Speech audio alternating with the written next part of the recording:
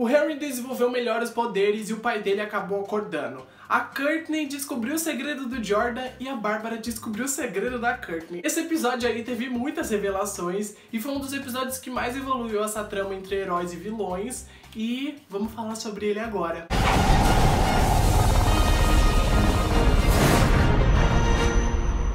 Hey pessoas, eu sou o Matheus e esse é mais um vídeo de Stargirl aqui no meu canal maravilhoso, cheio de vídeos de Stargirl. Então se você ainda não assistiu meus outros vídeos, vou deixar a playlist aqui no card pra você clicar lá e assistir, porque toda terça-feira às 5 da tarde temos vídeos aqui, então você tem um encontro marcado comigo pra gente comentar. Eu sempre bato papo com quem tá na estreia do vídeo, por exemplo, agora deve estar estreando esse vídeo e eu estou conversando com você. Então é isso, assistam todos os vídeos às terças às 5 da tarde aqui no canal. Também não se esquece, se você é novo, de se inscrever aqui no botão vermelho, deixar aquele like legal, porque isso me ajuda muito no engajamento do vídeo. E também, se você quiser comentar lá embaixo, vai me ajudar demais também para o vídeo sempre subir e várias outras pessoas conhecerem aí sobre Stargirl, verem minhas análises. Então sempre deixa o comentário, nem que seja um uau, gostei do episódio, ou da hora, isso ajuda demais. Então, é isso aí. Tá bom, o episódio começa já mostrando o passado aí do Dr. Henry King, que na verdade é o nosso Onda Mental, mas ele ainda não era um Onda Mental.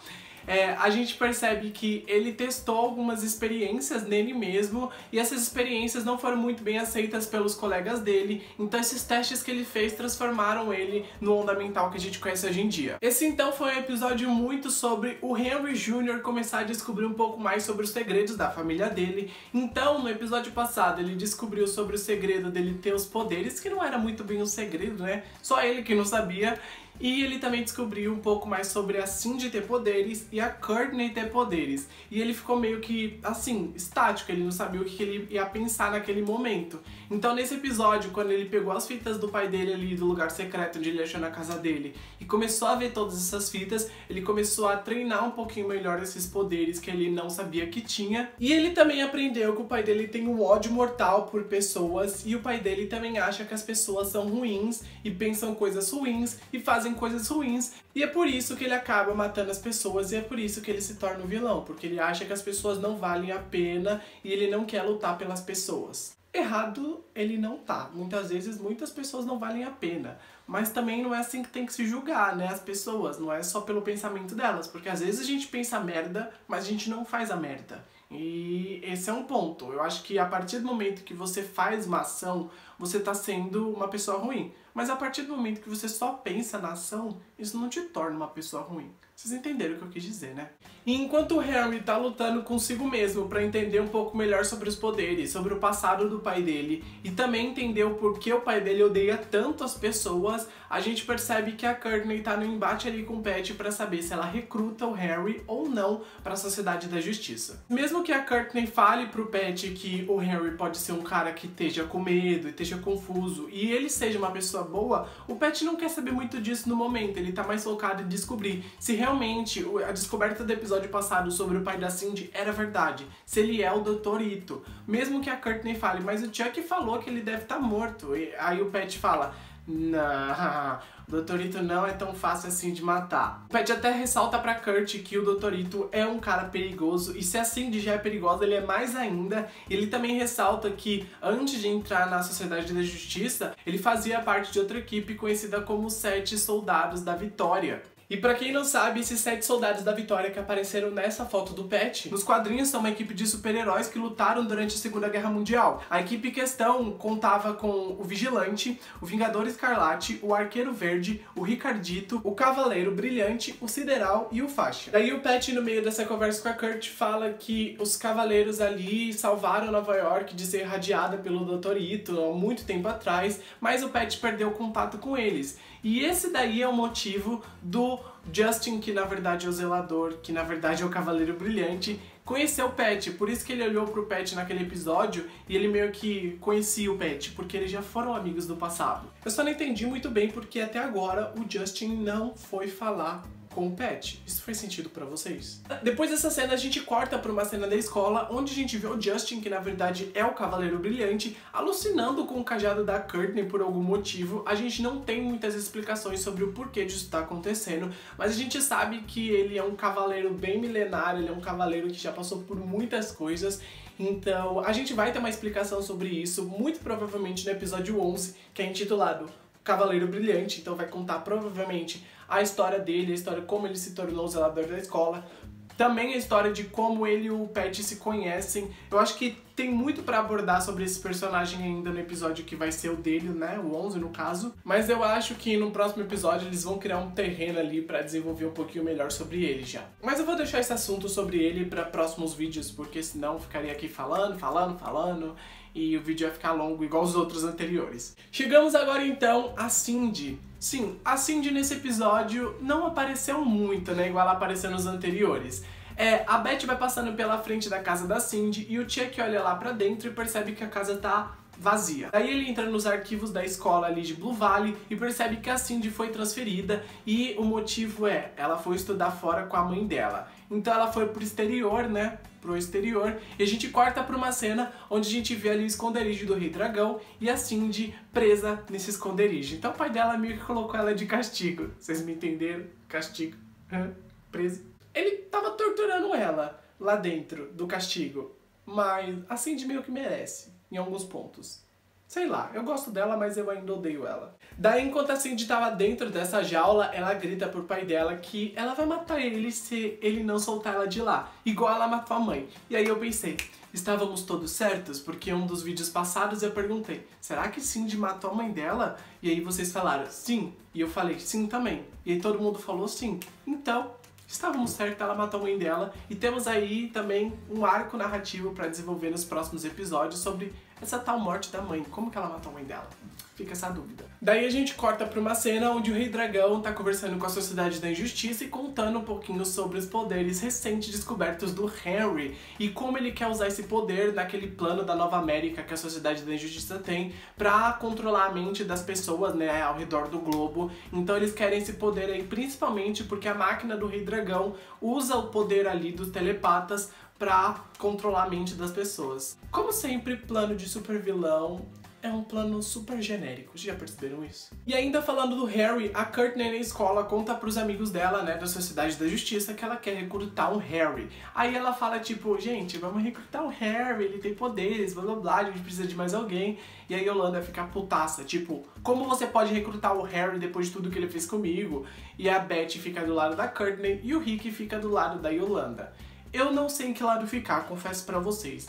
Eu acho que ele tem os seus defeitos, então fica um pouco do lado da Yolanda. E eu acho que ele ainda pode ser moldado e se transformar numa pessoa melhor. E eu fico do lado da Courtney. Então, eu permaneço confuso nessa decisão. Mas gostaria de ver o Harry do lado dos bonzinhos. O Harry então vai até o hospital visitar o pai dele e aí ele, enquanto tá no corredor do hospital, ouve o pensamento de todo mundo à volta dele e ele constata que realmente as pessoas são monstros. Ele tá no hospital. Primeiro, os pensamentos em pessoas no hospital não devem ser pensamentos bons. Eu já trabalhei em hospital e eu sei como é trabalhar no hospital. Então, as pessoas são ruins, outras pessoas são boas. E assim vai, a vida. No mundo real também é assim. Mas em hospitais eu acho que isso se aflora mais, isso se aglomera mais. A Courtney então chega no hospital para conversar com o Harry sobre recrutar ele para a Sociedade da Justiça. E eles conversam ali, ela fala sobre as maldades do pai dele. Ela fala que eles são vilões e que ele precisa escolher um lado. E aí o Harry ouve o pensamento na cabeça da Courtney que é ela que deixou o pai dele em coma. E ele fica puto. Era óbvio que ele ia ficar puto com essa revelação. O Harry acredita muito nas virtudes do pai dele sobre as pessoas serem ruins, principalmente com o que ele ouviu ali quando ele chegou no hospital. E a Courtney tenta abrir os olhos dele falando sobre o Joey, que morreu lá no começo da série. O Geada matou ele, né? Ela não contou isso pra ele, mas a gente sabe que foi o Geada. Conta que os vilões que fizeram isso. E ele fala, tipo, o Joey era uma pessoa boa, ele não deveria ter morrido. Então a gente percebe que o Harry meio que tem um coração ali dentro e que ele pode, sei lá, usar o coração pra seguir por um lado ou usar a cabeça e seguir por outro. Vai depender muito do que ele vai querer. A Courtney então lembra ele que existem pessoas boas e ruins no mundo, mas ele não quer muito bem ouvir ela naquele momento e manda ela embora, mas ela vai estar aberta pra ouvir ele se ele quiser conversar com ela no futuro. E meu Deus, eu sei que é errado, eu rezei depois disso, mas eu shippei Courtney com Harry nessa cena do hospital. Desculpa, fãs, eu não shippo ninguém nunca, é sério mesmo, mas esse episódio eu shippei os dois. E algumas cenas depois, a Yolanda aparece no hospital à noite vestida de pantera e ameaça o Harry falando que se ele chegar perto dos amigos dela, ela mata ele. E eu achei essa cena muito tensa, porque primeiro, a Yolanda sofreu nas mãos do Harry, mesmo que tenha sido a Cindy, né? A gente sabe que foi ali, né, metade da laranja pros dois. Mas a Yolanda não vota no Harry de jeito nenhum. E eu entendo o lado dela, mas eu ainda acho que ele possa ser uma pessoa boa e a Courtney pode mudar ele. Em outra cena, o Pat aparece conversando com o Rick e com a Beth sobre entrar na casa da Cindy e descobrir o que era aquela passagem secreta que a Beth entrou no episódio anterior. Mas eu acho que isso vai ser desenvolvido melhor no próximo episódio, então eu vou deixar em aberto aqui pra gente discutir depois. E um comentário que vocês deixaram nos vídeos anteriores me abriu os olhos. Gente, vocês me fizeram shippar Rick e Beth. Sim, Rick e Beth. Eu não esperava esse casal, mas esse episódio me fez shippar os dois. Vocês são os culpados disso, porque eu estou shippando agora Harry e Courtney. É errado, eu sei, mas eu tô shippando. E eu também agora Rick e Beth. Eu odeio shippar pessoas em séries, mas vocês me fizeram shippar eles. Obrigado, eu acho. E o Rick e a Beth juntos descobriram que Blue Valley é uma cidade que tem muitas passagens subterrâneas e esse foi um dos principais motivos para a Sociedade da Injustiça escolher a cidade como sede. Eles descobriram isso, mas não tivemos muito desenvolvimento. Talvez no próximo, quando a equipe se reunir de novo, eles abordem isso e a gente veja eles, sei lá, entrando nas passagens. Depois eu vou falar isso um pouquinho no final do vídeo sobre a teoria pro próximo. E aí agora, pra gente terminar os nossos enredos aí do episódio, a Bárbara então convida o Jordan, sim, o chefinho dela, pra ir jantar na casa dela. Ele até leva o Cameron, porque ele diz pra Bárbara que ele e o Cameron têm ficado distante nesse momento, ele tem trabalhado muito e não tem ficado muito próximo do filho. E temos o jantar a lá, jantando com o inimigo, porque tava Courtney, Pat e Jordan. Meu Deus, jantando com inimigos mesmo. E aqueles vozinhos do Cameron também são do mal, então é isso aí. Mas no geral, eu até que achei um jantar bem divertido e descontraído. Foi aquele jantar cheio de indiretas. Eu nunca vi tanta indireta numa mesa só. Conversa vai, conversa vem nesse jantar e a Courtney pega uma travessa super quente até queima a mão e depois coloca essa travessa do lado do Jordan, porque ele queria comer um pouquinho mais do ensopado ali. Ele pega a travessa e não se queima. Aí a Courtney fica tipo...